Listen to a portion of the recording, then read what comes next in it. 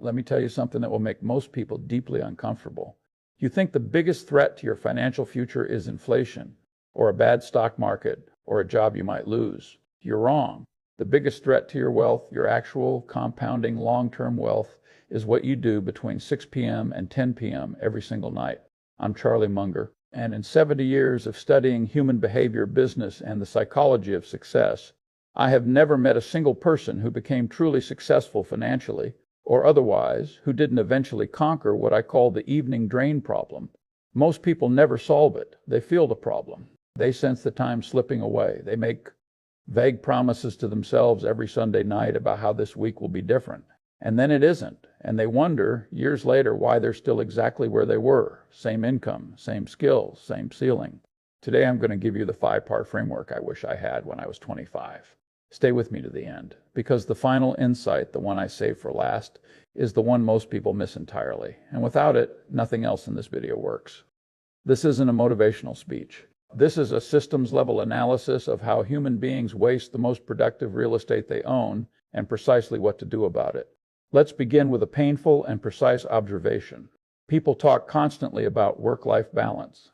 They complain their jobs take too much time. They fantasize about retiring early, escaping their boss, building passive income streams that will magically appear if they wish hard enough.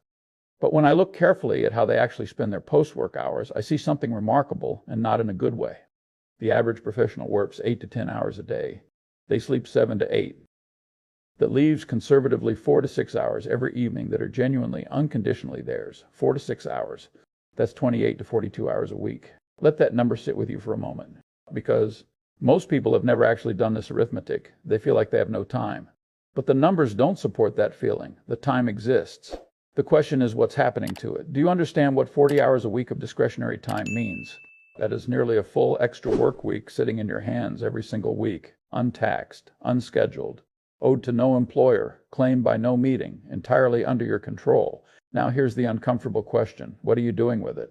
Because I've watched very smart people with sharp minds, strong work ethics, genuine ambition do with their evening hours what they would never do with a $100 bill.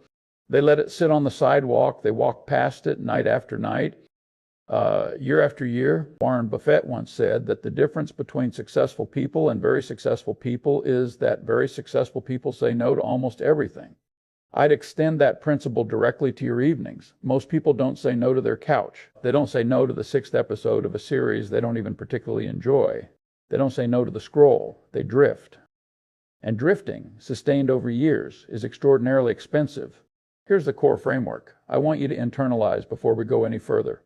Time, like money, compounds.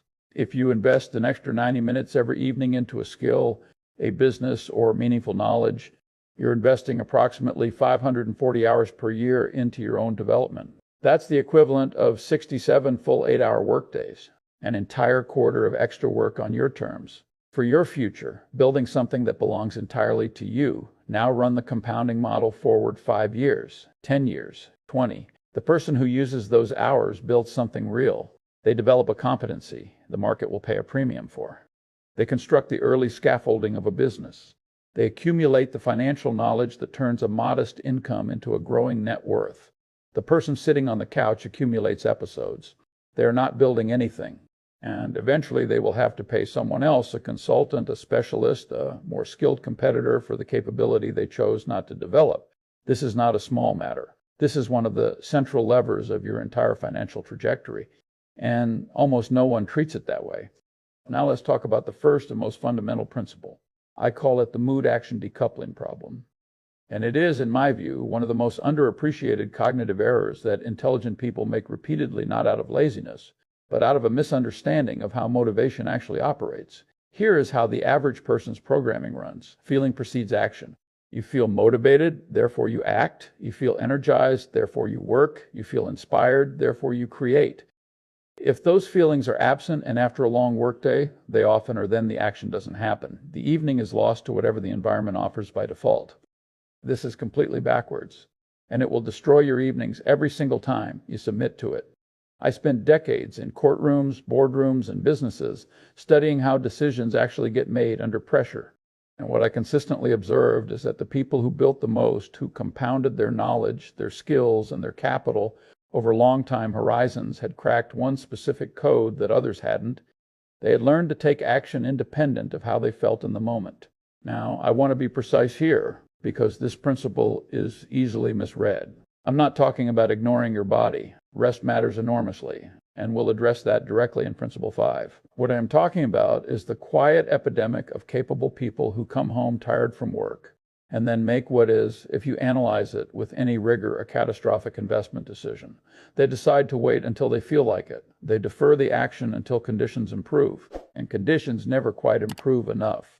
Feelings are lagging indicators, not leading ones. Here is the psychological truth that most productivity commentators won't state clearly enough. Motivation does not cause action. Action causes motivation. This is not a philosophical position. The evidence from behavioral psychology is overwhelming and consistent. When you begin doing something even reluctantly, even with resistance, even while tired, your brain's reward circuitry activates. Dopamine is released in anticipation of progress. Momentum builds. The resistance that felt insurmountable 5 minutes ago quietly dissolves. But you have to start. There's no other sequence. There's a concept in chemistry and engineering called activation energy, the minimum energy required to initiate a reaction. Once the reaction begins, it sustains and often accelerates itself. The challenge is simply clearing that initial threshold. Your evening productivity operates on exactly the same principle. The tired version of you sitting on the couch is not incapable of meaningful work. It is simply below the activation threshold. The solution is not to sit there waiting for energy to arrive from somewhere. The solution is to aggressively lower the threshold itself. How? Make the starting commitment so small it becomes nearly impossible to refuse. Don't commit to 2 hours of work. Commit to opening your laptop and writing one sentence, just one. Don't commit to a full 90-minute workout. Commit to putting on your shoes and walking to the gym entrance. The full action almost invariably follows. Not because you tricked yourself, but because the act of starting genuinely changes your neurological state. The error most people make is entering into a negotiation with their tired brain about whether the full task is worth doing tonight. That negotiation is a trap you cannot win. Your tired brain is not a reliable negotiating partner. It will always find a reasonable sounding argument for deferral. Stop asking it for permission. Take the action. Let the motivation catch up. It almost always does. And here is the compounding dimension most people miss. Every time you act while tired, every time you begin despite not feeling ready, you are constructing what I would call behavioral evidence concrete, embodied proof that you are the kind of person who does the work, regardless of how the day went. That evidence accumulates in your nervous system. Over time, the gap between feeling and action narrows, until eventually the internal debate doesn't even arise. You simply begin. That transition from negotiation to automaticity is one of the most valuable things a person can build. Now we move to what I consider the most practically actionable principle in this entire analysis.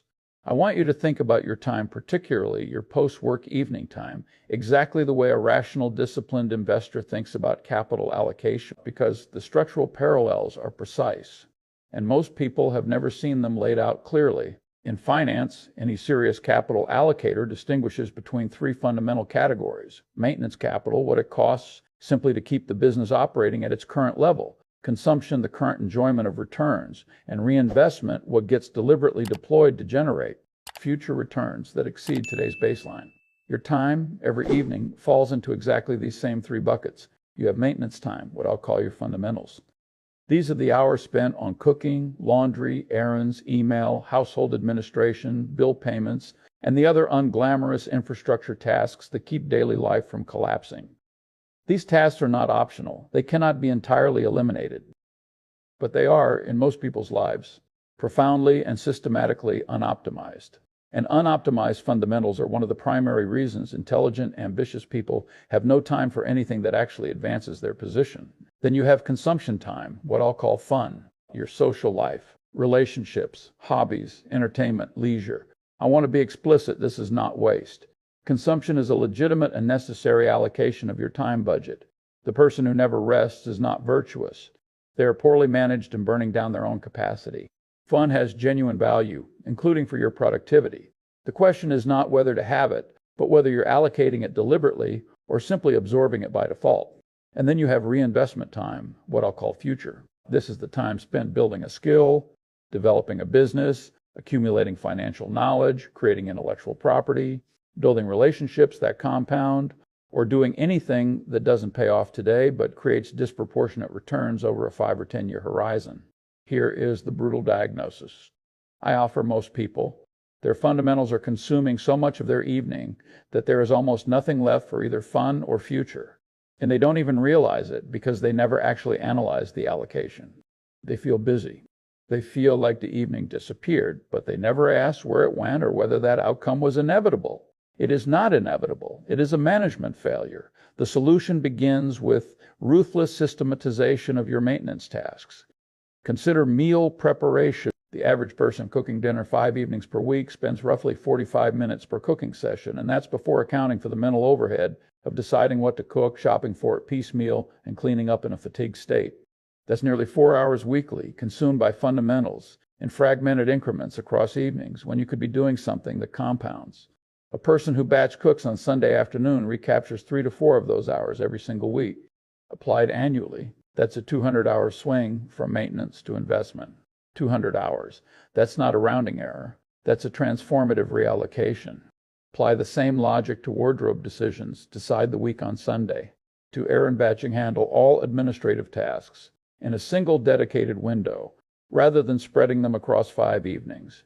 To email, define 2 processing windows per day and protect everything outside them. Every hour you systematize out of your fundamentals is an hour that becomes available for your future. Now, one additional dimension the conventional discussion always underweights: the leverage available through delegation and automation. I have never met a serious, sophisticated capital allocator who didn't understand the arithmetic of paying someone else to handle lower value activities in order to free higher value hours. If your evening time, used optimally, generates $50 of future value per hour conservatively, and you can hire someone to handle maintenance tasks at $25 per hour, the return on that trade is 100%. That's not an expense, that's an investment. I am not suggesting everyone can or should delegate everything. I am saying apply the same analytical rigor to your time allocation that you would apply to any other investment decision. Identify your highest return hours, protect them. Systematize or delegate everything that sits below that threshold. Third principle. And this one is grounded in a body of behavioral science that most financially oriented people have never studied to their considerable cost. Human behavior is largely environmentally determined. I recognize this is uncomfortable for people who believe strongly in rational agency and the power of individual will. But the empirical record is clear and has been confirmed across decades of research. The environments we enter reliably produce the behaviors that have historically been associated with them. We are, far more than we like to admit, creatures of cue and response. Your couch is an environment. It has a behavioral signature. That signature includes passive consumption, television, delay, the slow evaporation of intentions that seemed entirely reasonable 2 hours earlier. The moment you sit down in that environment, the programming executes. It's not weakness. It's not a character flaw. It is an environmentally triggered behavioral cascade. When you walk through your front door after work, drop your bag, and tell yourself just 5 minutes on the couch, you are not making a choice in any meaningful sense. You are executing a conditioned response. The environmental cue fires. The behavior follows. The evening disappears, not because you lack discipline, but because you entered the wrong environment and expected willpower to override months or years of conditioned association. The solution is not to develop more willpower. The solution is architectural. Change the environment, and you change the behavior automatically without requiring willpower at all. Here is what this looks like in practice. If you have something important to work on after work, do not go home first. Go directly to a coffee shop, a library, a co-working space. Work for 90 minutes before you ever encounter the couch. You will be consistently astonished at how much you accomplish. The behavioral research on this is consistent and unambiguous.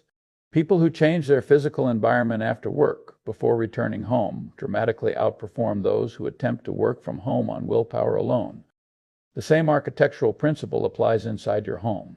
Have a designated workspace that is physically and visually distinct from your relaxation space. Never work where you relax. Never relax where you work. The spatial separation encodes behavioral separation at the neurological level. pack your gym bag the night before, and leave it by the door, the visible cue primes, the behavior before you've even thought about it consciously.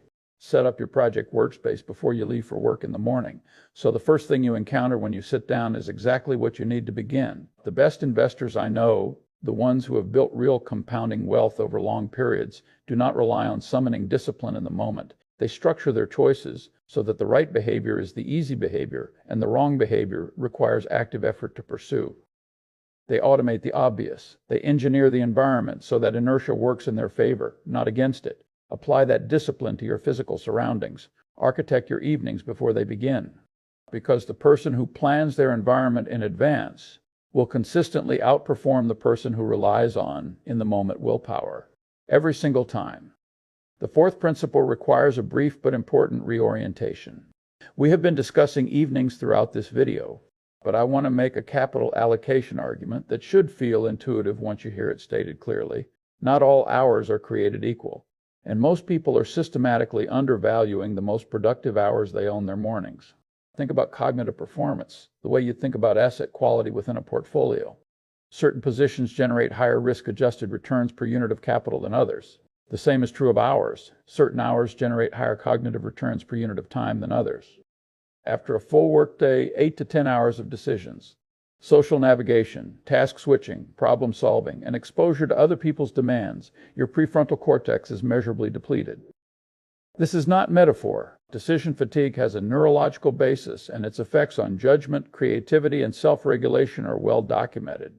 Your capacity for original thinking is lower in the evening than the morning. Your attention is more fragmented and more easily captured by lower value inputs.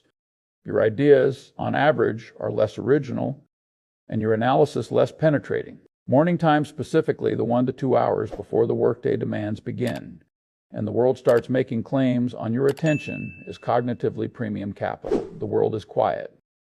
No notifications have arrived yet. No one has asked you to solve their problem. Your most recent memories are from sleep, not from the cumulative weight of the workday. Your prefrontal function is at its daily peak. Your judgment is freshest. And yet the overwhelming majority of people squander this premium asset by sleeping to the last possible moment, and then rushing immediately into reactive mode scanning emails, checking news, responding to other people's agendas before they've spent a single minute on their own. I want to be clear, I am not prescribing a rigid 5 a.m. wake-up for everyone. Human beings have genuine, biologically rooted variation in their chronotypes. The specific hour matters less than the principle. Find your personal premium cognitive window whenever it is, and protect it with the same ferocity you'd apply to a zero correlation asset in a volatile market.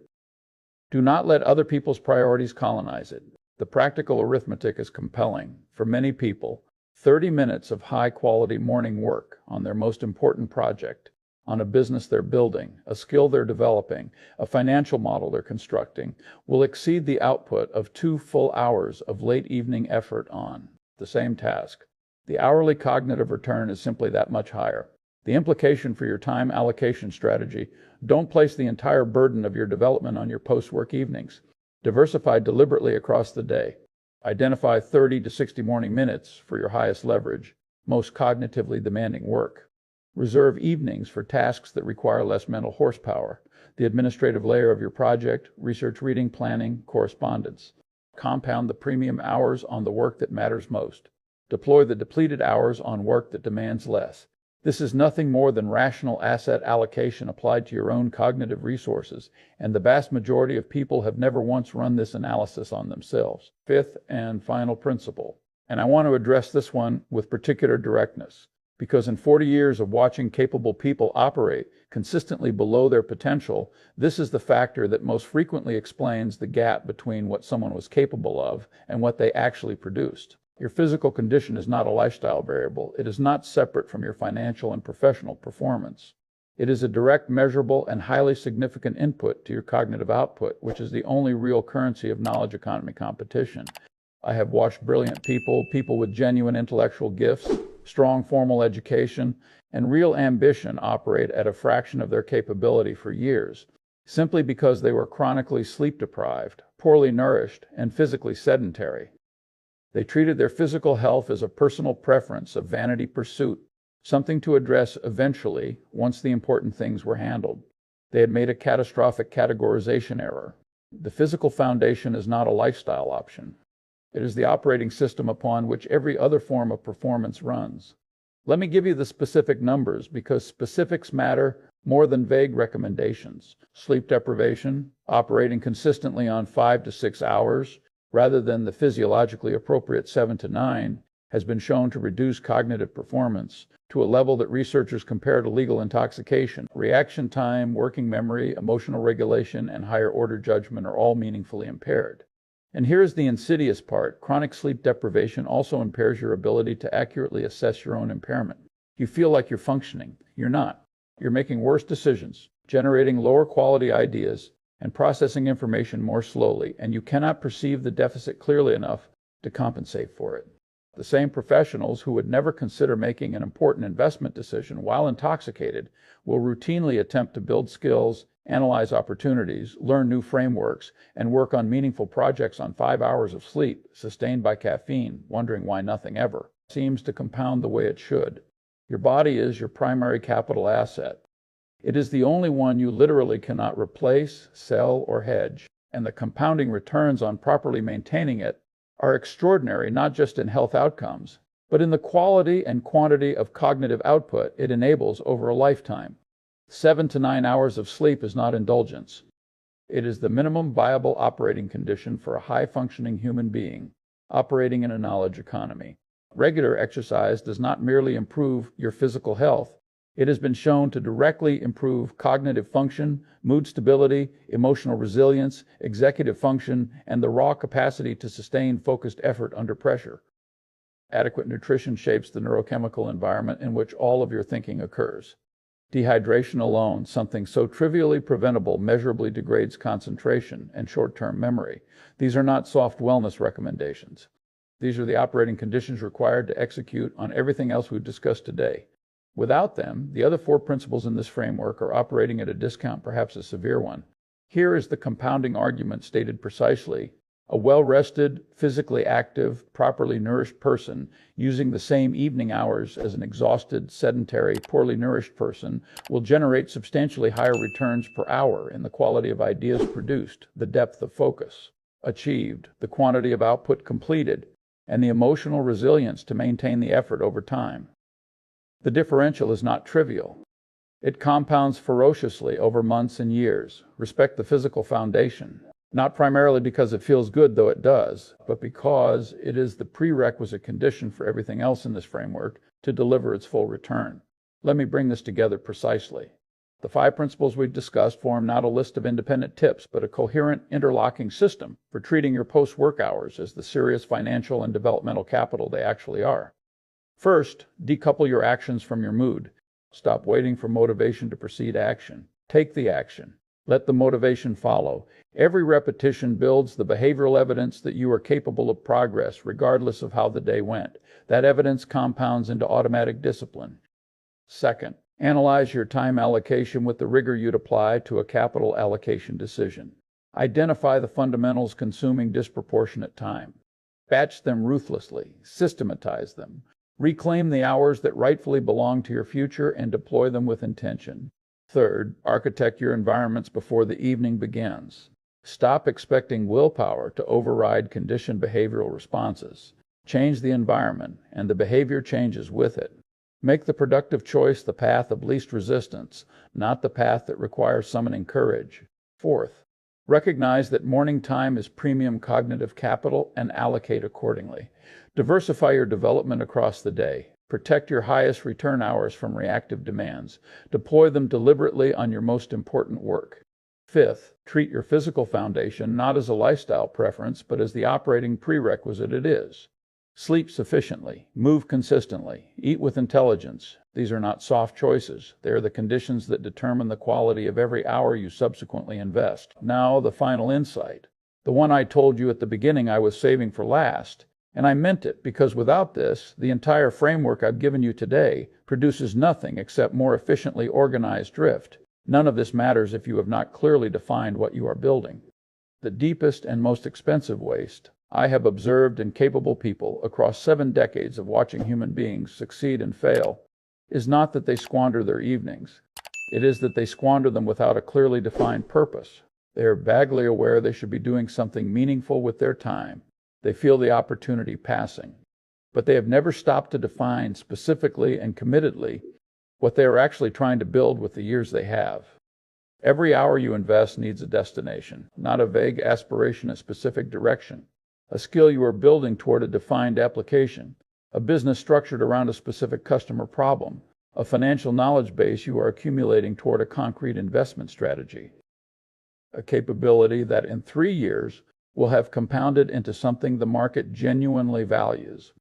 Without a destination, this framework gives you nothing but a more organized way to fill your evenings with industrious but undirected activity. The structure is present, the compounding is absent, because compounding requires a direction. Define what you are building, write it down, make it specific, then apply everything in this framework in service of that definition. The people who genuinely change their financial trajectory, who compound their skills, their income, and their options over a decade, are not people who somehow found more hours. They are people who decided what they were building, protected the hours required to build it, and then executed with consistency across hundreds of ordinary evenings that individually seemed unremarkable. You have 4 to 6 hours every evening, every day, that's sitting there right now, waiting. The question is not whether that time exists. It does. It will always exist. The question is whether you have decided what it's for. I have given you the system. I have given you the framework. The rest, the only part that actually matters, is entirely up to you.